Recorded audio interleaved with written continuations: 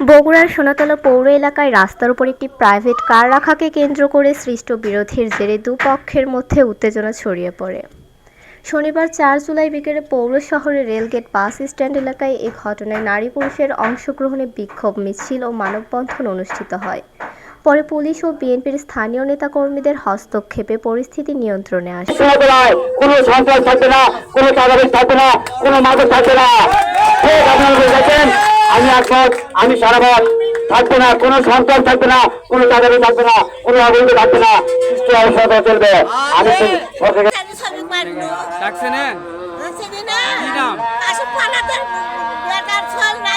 আমার দুলা ভাই নন্দা হচ্ছে, ও তো কিছুই করেনি, ও জানে না, ও পাড়ার ভিতরে কেউ একটা বলতে পারবে না যে ও কোনো কেসালে মানুষ, ও সবার উপকার করে বেড়ায়। ওরা তিনজনে বসে আছে, ওরা দুই যারা বলছে তারা তো চলেই গেছে, তাদের সাথে কোনো স্থানীয় সূত্রে জানা যায়, গত ২ জুলাই উপজেলার স্টেডিয়াম হাসপাতাল সড়কে উপজেলা যুবদলের যুগ্ম আহ্বায়ক কামরুজ্জামান বাবুর একটি প্রাইভেট কার রাস্তার উপর দাঁড়িয়েছিল।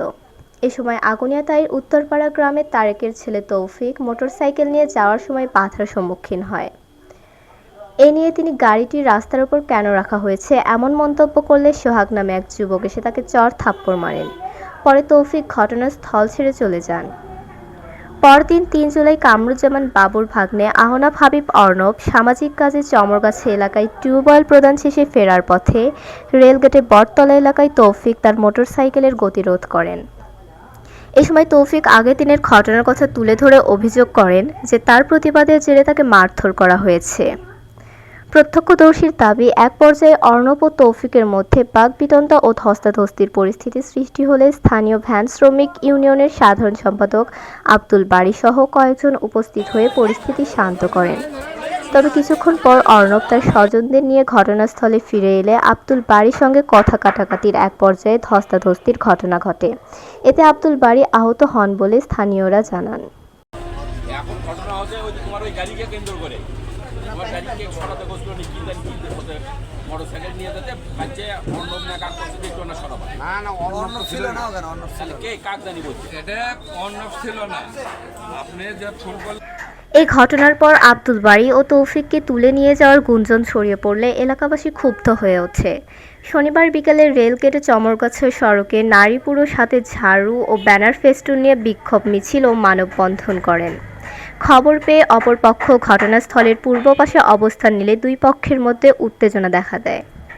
খবর পেয়ে সোনাতলা থানা পুলিশ এবং বিএনপির স্থানীয় নেতাকর্মীরা দ্রুত ঘটনাস্থলে পৌঁছে উভয় পক্ষকে শান্ত করেন। পরে পরিস্থিতি স্বাভাবিক হয়ে আসে।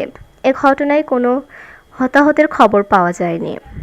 ভ্যান শ্রমিক ইউনিয়নের সাধারণ সম্পাদক আব্দুল বারী বলেন, ওনারা আসে আমাদেরকে এখান থেকে একটা ছেলেকে তুলে নিয়ে যেতে চাচ্ছিল।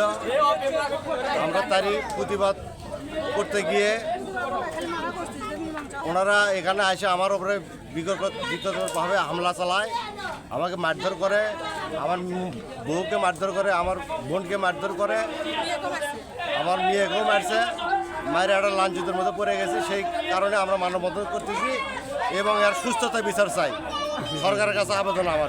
অর্ণবের বাবা মঞ্জুরুল ইসলাম বলেন, আমার ছেলে পূর্বের ঘটনার সঙ্গে জড়িত ছিল না, তাকে পথ রোধ করে পরিস্থিতির সৃষ্টি হয়েছে। প্রকৃত ঘটনা তদন্ত করে ব্যবস্থা নেওয়া উচিত। সোনাতলা থানার অফিসার ইনচার্জ কবির হোসেন বলেন, খবর পেয়ে তাৎক্ষণিকভাবে ঘটনাস্থলে গিয়ে দুই পক্ষকে নিবৃত্ত করা হয়েছে। বর্তমানে এলাকার আইন শৃঙ্খলা পরিস্থিতি স্বাভাবিক রয়েছে। বাস স্ট্যান্ডে এখানে পারিবারিক এবং ব্যক্তিগত বিরোধ নিয়ে এখানে দুইটা পক্ষ একটু উত্তেজনা বিরাজ করে। আমরা এই খবর পাওয়ার পরে আমরা এখানে আসি এবং এখানে দলীয় অনেক নেতৃবৃন্দ, বিএনপি নেতৃবৃন্দও আসে। তারা তাদের আপনার প্রচেষ্টা এবং আমাদের প্রচেষ্টায় এখানে যে একটা আইনশৃঙ্খলা হয়তো অবনতি হওয়ার সম্ভাবনা ছিল, সেটা আমরা ওভারকাম করতে পেরেছি এবং এটা আমাদের সবার সম্মিলিত চেষ্টায় এখানে কোনো আইনশৃঙ্খলা পরিস্থিতি স্বাভাবিক আছে। এখানে বর্তমানে অবস্থা ভালো আছে।